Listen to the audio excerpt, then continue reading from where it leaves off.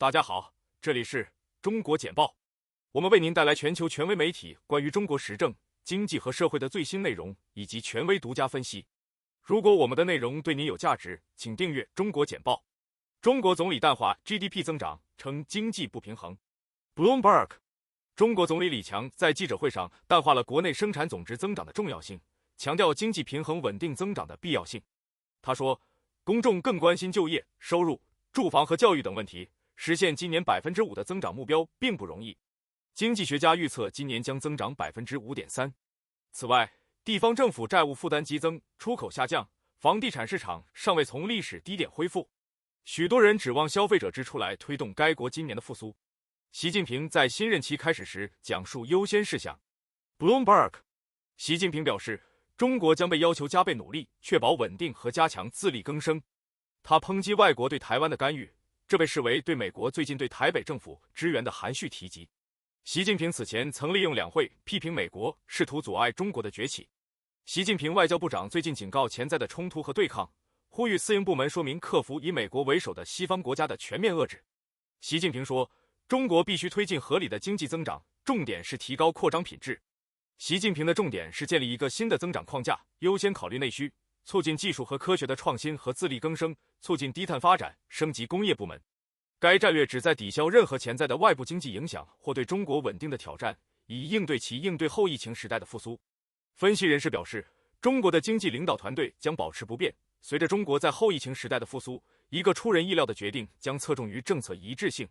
包括央行行长易纲、财政部部长刘昆和商务部长王文涛在内的几位熟悉面孔将继续发挥作用，在不确定时期提振投资者的信心。关于谁将取代习近平的最高经济官员刘鹤仍存在不确定性，尽管周日被任命为副总理的何立峰已被广泛认为担任该职位。习近平关注中国的稳定。Bloomberg， 中国国家主席习近平呼吁在开始第3个任期时加倍努力防止不稳定。习近平在全国人民代表大会闭幕式上对立法者发表讲话时称，安全是发展的基础，并反对外国干涉台湾，指的是美国政府增加对台湾的支援。习近平利用1年1度的议会会议批评美国试图阻止中国的崛起，而他的外交部长则警告说，冲突和对抗，美国正在利用出口管制、制裁和其他措施来阻碍中国的技术进步。中国政府提出了2021年 GDP 增长 5% 左右的适度目标，政策制定者拒绝了采取重大刺激措施的必要性。相反，重点是应对金融部门的风险，同时将通过强大的新监管机构加强监督。习近平呼吁有效提高经济质量和数量合理增长。中国将内需、创新、科技自立、产业升级和促进低碳发展作为其国内战略的一部分。习近平在讲话中概述了中国如何从1个世纪以来在外国列强手中的屈辱走向强大和富裕。他重申了共产党对中国叙事的控制，概述了国家的伟大复兴是不可逆转的。习近平经历了1年的重大重组，使他在14亿中国公民的领导下处于主导地位，将身份证与互联网账户联系起来，以阻止中国的在线诈骗。South China Morning Post， 中国立法者常委呼吁建立一个强制性注册系统，要求公民提供其国民身份证详细资讯才能访问互联网服务。这一发展正值中国政府加大力度打击欺诈，这是一个日益严重的问题。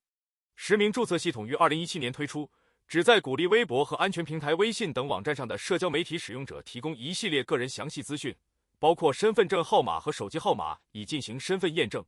全国人大代表、中国移动湖南省总经理程伟说，使用电话号码的临时注册要求允许有组织犯罪集团通过将一个号码绑定到多个互联网账户来欺骗当局和个人。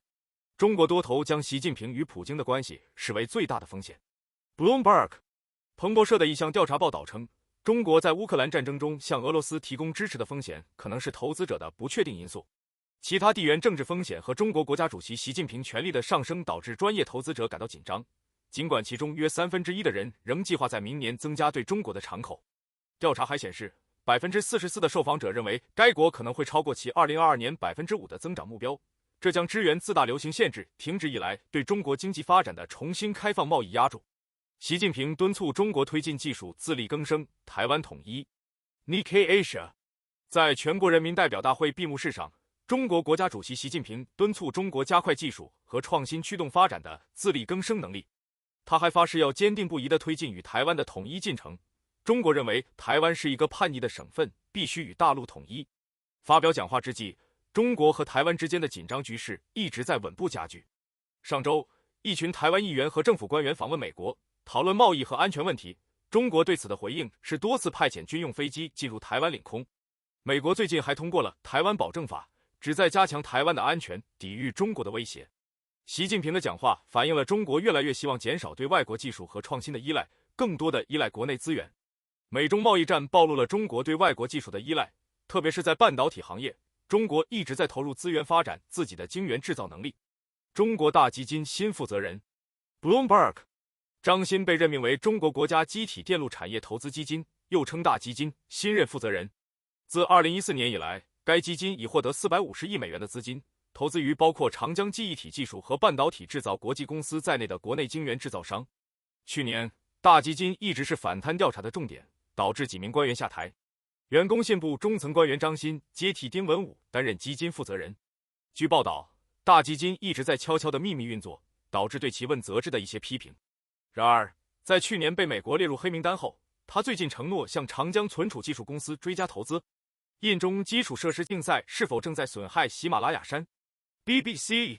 科学家表示，印度和中国在喜马拉雅地区的基础设施建设将增加自然灾害风险。研究强调，随着气温上升，冰川和永久冻结的土地正在融化，进一步破坏了生态脆弱地区的稳定。此外，正如奥斯陆大学的安德烈亚斯·卡布 Andreas Kopp 教授警告的那样，在喜马拉雅山脉的两侧正在修建公路、铁轨、隧道、水坝和简易机场，使人们更接近危险。研究还发现，危险经常出现。2020年9月和10月，北阿坎德邦 NH7 国道沿线每公里就有一次部分或完全阻塞路面的山体滑坡。中国和印度共用3500公里的喜马拉雅地区作为其事实上的边界，被称为实际控制线。通过中国简报了解全球与中国相关的最新消息、分析和政策简报。我们的团队汇总、综合和总结来自各种来源的最重要信息，包括媒体、智库、政府机构和行业专家。